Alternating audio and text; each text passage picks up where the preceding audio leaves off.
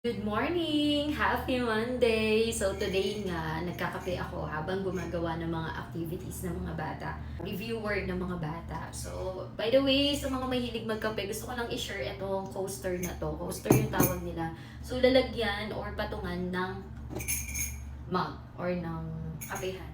Ayan. So, ito, silicone na siya. Kaya kahit mainit talaga siya, hindi maano yung lamesa ninyo. Tapos, ang ganda ng design kasi tignan nyo naman, cloud. Di ba nauuso ngayon yung mga cloud? Tapos ito, ilalagay mo dito yung coffee. Kung mapapansin niyo ayan o, minsan kasi kapag nagka-coffee. So, kung tutulo yan, hindi na madudumihan yung lamesa mismo. Wala lang, share ko lang. Ang ganda.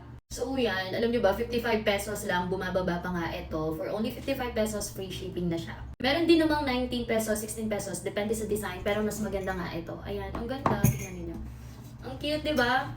So yun, ilalagay ko lang sa yellow basket or sa comment section kung gusto nyo neto. Pero kung mahilig talaga kayong magkape, dapat meron kayo neto.